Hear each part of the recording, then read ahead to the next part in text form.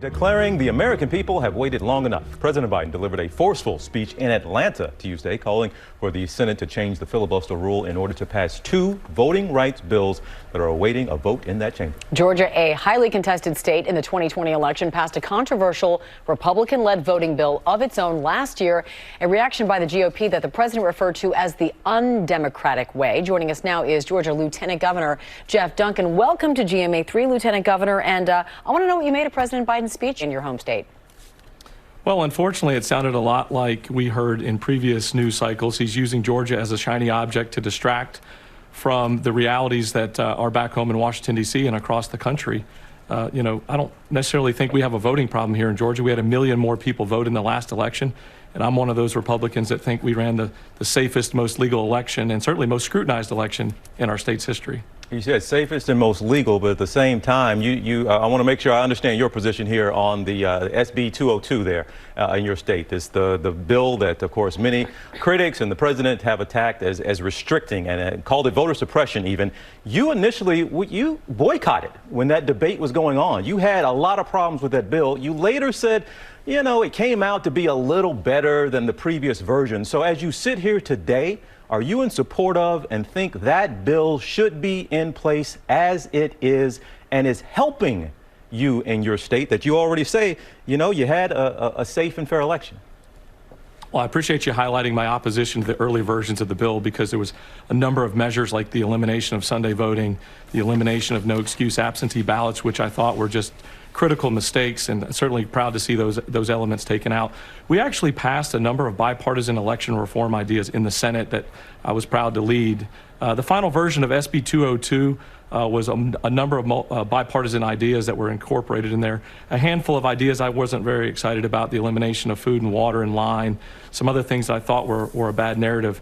But at the end of the day, that bill was more about innovation and modernization than it was about any sort of elimination or suppression. And, you know, to me, once again, I think it's a shiny object to pick on Georgia and use us as a political pawn. There's real problems out there, right? Runaway inflation, the border crisis, COVID, of course. I mean, I think Americans, including Democrats, are wanting to see this president step up to the plate and tackle the big issues instead of creating diversion tactics. Yeah, I think, Lieutenant Governor, here, some people might even take offense to you calling it a shiny object, as if this bill, again, as critics recognize, it does make some things more difficult.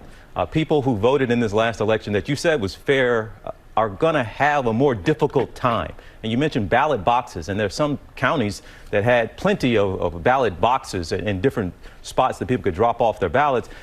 This bill took away a lot of those in a lot of cases. So I just want to understand here, you call it a shiny object, like it's just smoke and mirrors, but you do acknowledge, we have to acknowledge, that this does put a few more roadblocks, things in place for people trying to vote. It doesn't make it easier.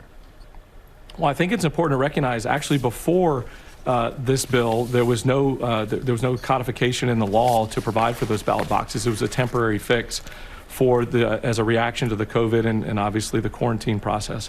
And so that was codified. I think that a majority of Georgians agree that using a photo ID to show up and to be able to vote with. And then we created additional mechanisms in place where if somebody didn't have a photo ID, they could provide the last 4 digits of their social security number and their birth date. So I think there was a very good compromise on a number of the big issues. But at the end of the day, look, I think Republicans were just as guilty as now Democrats are of politicizing the election process. Look, I'm one of those Republicans that think more people should vote. I think we have a better chance to win if more people vote. And I think especially in the coming elections, as a reaction to President Biden and the missteps he continues to make, I think we want more people to come out and support their country and support a better direction for this country.